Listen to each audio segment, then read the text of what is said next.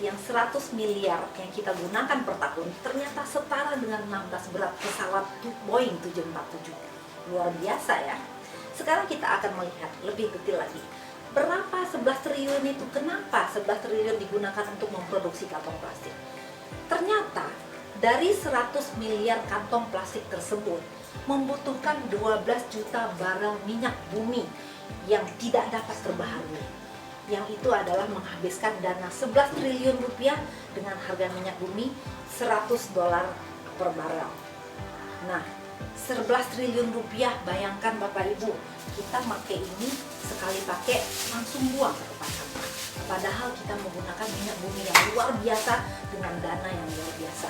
Mendingan juga 11 triliun rupiah kita gunakan untuk mengembangkan sekolah-sekolah kita supaya lebih baik lagi peralatan dan infrastrukturnya. Betul? Daripada hanya sekedar kita menggunakan kantong plastik yang kadang-kadang kita merasa tidak ada harganya, ya, dibuang begitu saja di tempat sampah. Nah, kemudian saya akan menunjukkan lebih detail lagi bagaimana proses pembuatan plastik tersebut, mulai dari pengambilan kilang, kaitannya nanti dengan pemanasan global dan perubahan iklim. Bapak Ibu bisa lihat kilang minyak, diambil minyaknya, kemudian dikirim ke pabrik pengolahan atau penghilangan minyak, kemudian dikirim ke pabrik petrokimia, belum selesai sampai di sana, kemudian dikirim ke pabrik plastik, barulah menghasilkan plastik-plastik atau benda-benda yang terbuat dari plastik yang kita butuhkan.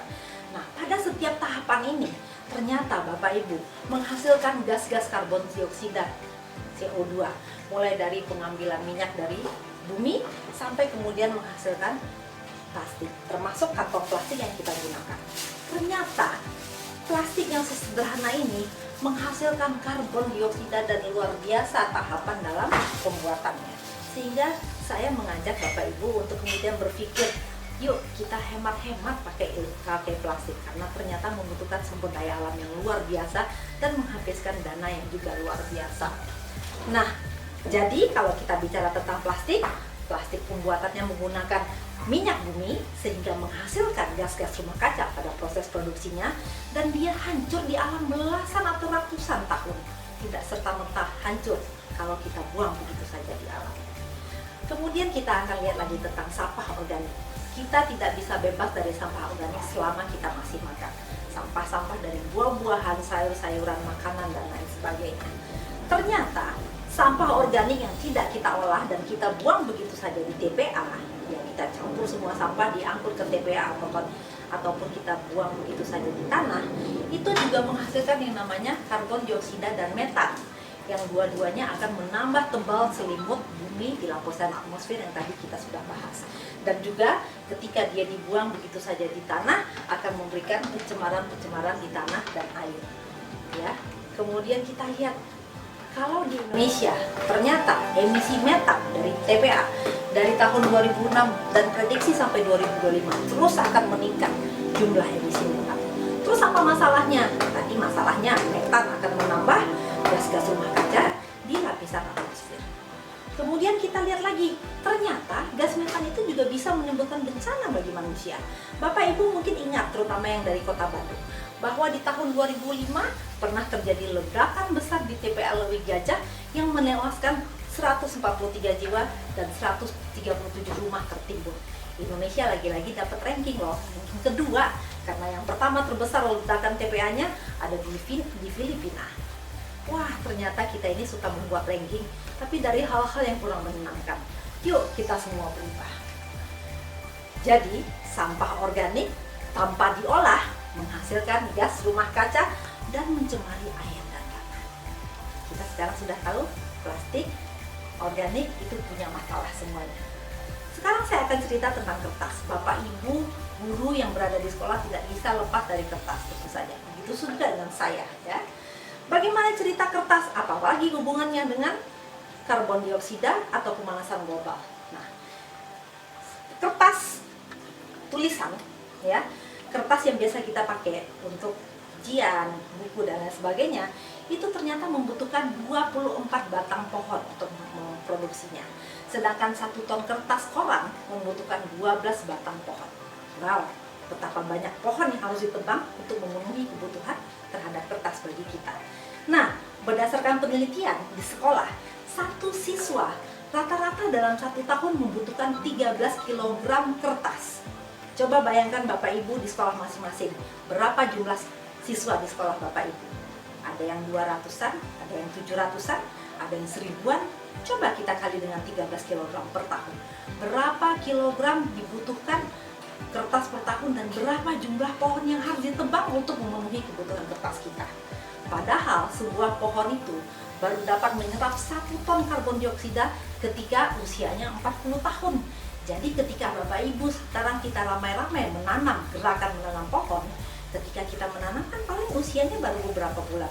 Kita harus menunggu 40 tahun sampai pohon tersebut mampu menyerap karbon dioksida sebesar 1 ton. Padahal sementara 40 tahun itu kita sudah melepaskan banyak sekali karbon dioksida. Sungguh tidak imbang, bukan? Saya akan melihatkan seperti ini.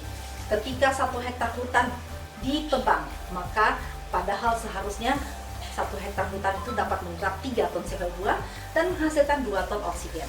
Ketika ini menjadi berkurang, tentu itu akan mengganggu keseimbangan antara O2 dan CO2. Nah, kalau Bapak Ibu lihat, Indonesia dikenal sebagai paru-paru dunia. Ternyata tahun prediksi dari tahun 1950 sampai 2020 menunjukkan hutan di Kalimantan sudah semakin menipis, sehingga dapat dikatakan bahwa paru-paru kita sudah rusak. Artinya karena hutannya juga sudah makin berkurang. Salah satunya karena kebutuhan kertas kita selama kita berada di sekolah atau keseharian kita. Sehingga yuk kita berpikir secara lebih bijaksana ketika kita menggunakan kertas. Jadi penggunaan kertas mengurangi jumlah pohon sehingga mengurangi penyerapan gas karbon dioksida yang adalah gas-gas rumah kaca. Kita akan lihat sekarang tentang sampah jika dibakar. Ternyata sampah jika dibakar itu menghasilkan berbagai masalah, berbagai zat beracun yang dilepaskan dalam asap-asap pembakaran sampah tersebut. Bapak Ibu bisa lihat di sini, semuanya adalah permasalahan dan termasuk juga asap-asap sampah itu, pembakaran sampah menghasilkan gas-gas rumah kaca. Sehingga Bapak Ibu tolong disampaikan kepada tetangga yang masih bakar sampah, jangan lagi deh bakar sampah. Tapi pasti nanti mereka akan bertanya, terus diapakan dong sampahnya? Kan kalau dibakar paling gampang, langsung habis menjadi abu. Betul tidak? Kita akan melihat nanti apa yang bisa kita lakukan dan itu menjadi tugas Bapak Ibu. Apa ya yang bisa kita lakukan tentang sampah supaya tidak lagi dibakar, supaya tidak lagi tertumpuk dibuang di TPA dan lain sebagainya. Nah, tadi tentang sampah, sekarang cerita tentang transportasi. Bagaimana sih potret transportasi kita, perilaku kita terhadap transportasi? Ini adalah hasil penelitian yang saya lakukan dengan rekan kerja saya yang respondennya adalah para milenial, anak muda, ya, dilakukan tahun 2019. Nah, ternyata anak muda yang saya tanyai, yaitu sekitar 130 anak dari 24 provinsi, mereka masih 59% untuk mencapai jarak kurang dari 1 km masih suka berjalan kaki, masih keren. Dan kemudian 26%-nya naik motor walaupun kurang dari 1 km. Mungkin alasannya panas atau mager, ya. Padahal motor ini kemudian menghasilkan gas-gas rumah kaca. Nah, untuk yang jaraknya besar lebih dari 1 km, ternyata mayoritas anak muda kita lebih senang naik motor karena katanya lebih cepat, ya, lebih gampang, lebih pokoknya menyenangkan, ya, daripada harus naik ke angkutan umum. Angkutan umum hanya dalam hitungan 23%, ya.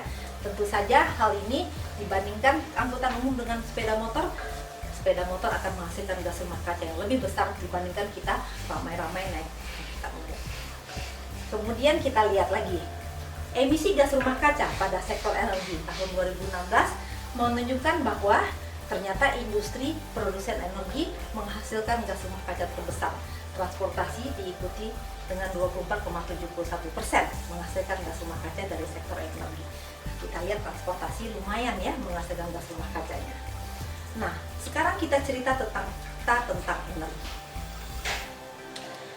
Bapak Ibu pasti tidak ada yang bisa lepas dari penggunaan listrik atau energi. Pernah dengar pasti yang namanya vampir energi. Biasanya kita kalau lihat vampir di film-film ya Bapak Ibu ya, mereka menghisap darah. Tapi kalau kita cerita tentang vampir energi, ini om ini hobinya menghisap energi. Contoh yang paling dekat dengan kita apa? Handphone. Ya, pasti semua Bapak Ibu punya handphone ya. Nah, handphone ini ketika kita cas, ya, kita cas handphonenya, kemudian setelah penuh, biasanya ini perilaku kita penuh handphonenya, kemudian kita cabut chargernya, dan chargernya kita tetap biarkan di dalam, tertancap di dalam sumber listrik. Nah, kemudian kita beraktivitas dengan handphone kita. Padahal ternyata ya, charger yang masih tertancap di sumber listrik ini itu akan mengundang yang namanya vampir energi, karena di sini masih ada energi yang keluar, yang terbuang begitu saja secara percuma. Demikian juga ketika kita mencoba menyalakan televisi menggunakan remote control. Pasti semua sebagian besar Bapak Ibu menyalakan televisi dengan remote control, bukan? Untuk remote control ini bisa menyala, televisi kita itu mempunyai lampu merah kecil, ya, sehingga ketika kita pulang dari berkegiatan, tiba di rumah menyalakan TV, maka TV dengan gampang dinyalakan. Nah, ketika TV tidak menyala, tapi hanya menyala lampu merah saja, itu menunjukkan vampir energi sedang berpesta pora menghisap energi dari TV, televisi Bapak Ibu semua. Nah, itu adalah dua hal yang paling dekat dengan keseharian kita dalam hal penggunaan energi. Selain juga bagaimana kita harus hemat energi ketika keluar kamar, harus mematikan lampu jika tidak digunakan. Saya ambil ilustrasi yang saya dapatkan dari Kementerian ESDM. Jika satu Jakarta, Bogor, Depok, Tangerang, Bekasi, semua masyarakatnya tidak mencabut satu hari saja charger HP, ya, maka akan membuang energi sebesar 96.000 kWh. Bapak Ibu bertanya, 96.000 kWh berapa? Ternyata itu jumlah energi tersebut bisa menghidupkan listrik untuk 755 rumah dalam 1 bulan. Luar biasa energi yang terbuang ya, hanya gara-gara kita tidak mau mencabut charger handphone setelah handphonenya sudah penuh.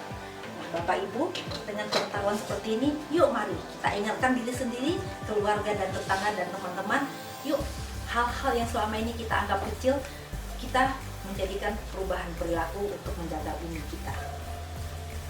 Nah, itu adalah beberapa atau berbagai kegiatan yang sehari-hari kita lakukan yang ternyata memberikan efek yang luar biasa, menambah gas-gas rumah kaca di lapisan atmosfer. Sekarang kita lihat dampak perubahan iklim bagi global dan Indonesia seperti apa.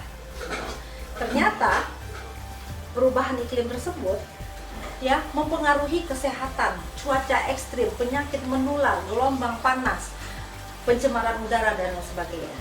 Yang akan saya tekankan di sini adalah tentang hanya 4 aspek, yaitu cuaca ekstrim, pencemaran udara, gelombang panas, dan penyakit menular. Kita akan lihat satu persatu. Tentang cuaca ekstrim.